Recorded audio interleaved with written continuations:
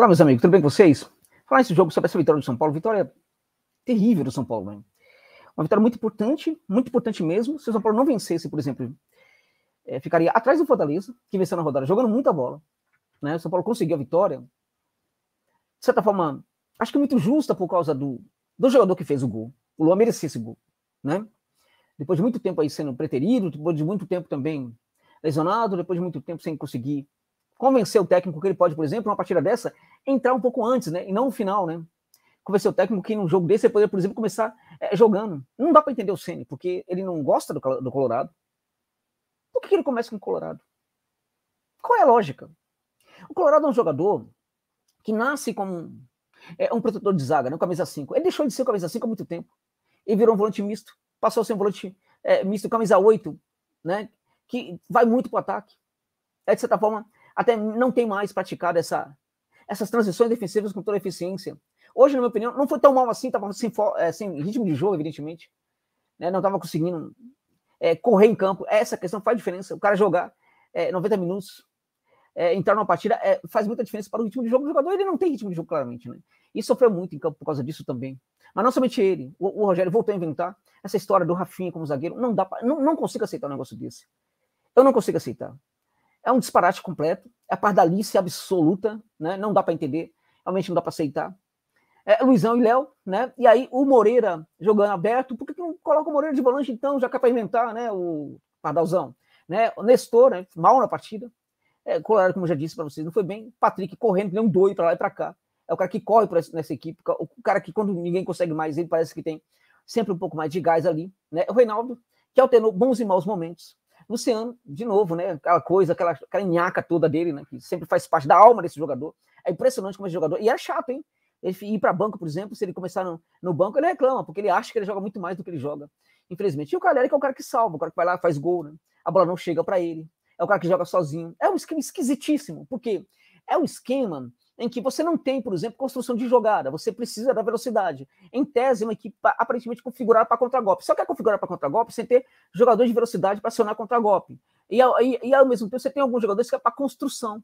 Então, você tem alguns jogadores que, em tese, são jogadores para construir jogo, né? Só que essa construção de jogo não acontece. Por quê? Não acontece, evidentemente, porque você não tem jogadores para isso. E o jogador que, em tese, seria muito bom para fazer esse trabalho, o Nestor é uma piada como construtor. Não é um jogador para fazer esse trabalho, não, né? Então você não tem meio de campo, você não tem criatividade no meio de campo, e isso, de novo, apareceu nessa partida. Você não tem criatividade no meio de campo, você não tem essas transições com velocidade, você também não tem esse jogo ali de contragolpe quando a equipe está retraída, porque você não tem jogador para acionar esse contragolpe com velocidade, né?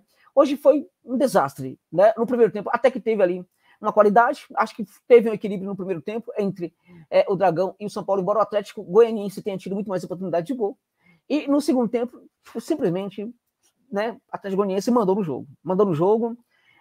Se a gente fosse analisar objetivamente, não merecia essa derrota, era para ter um empate. Eu achava que o jogo era muito complicado mesmo.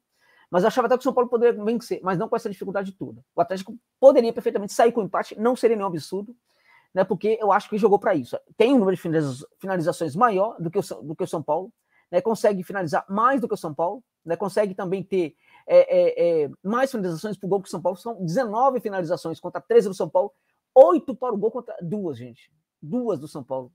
2 gols, né?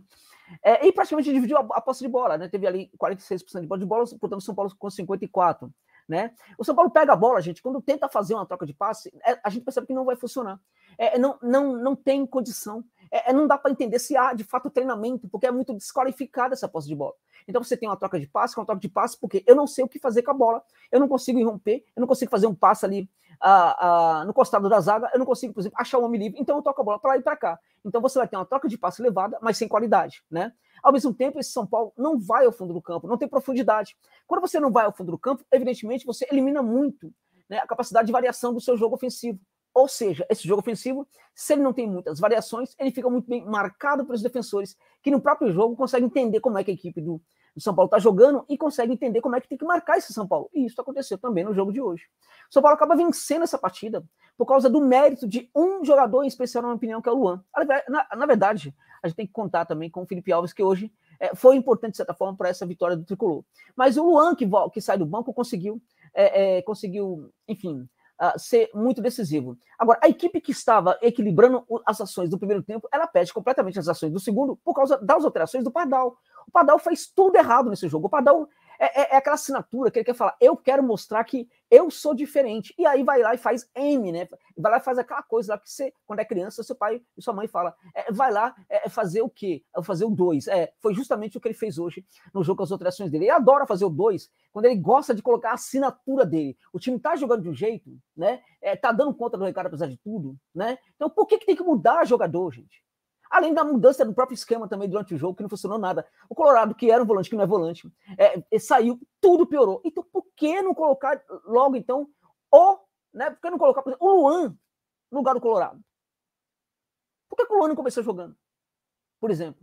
E aí você coloca o Galopo de lateral. E aí o pessoal vai achar o cara é horroroso, mas o cara não é lateral, gente. Ele nunca foi.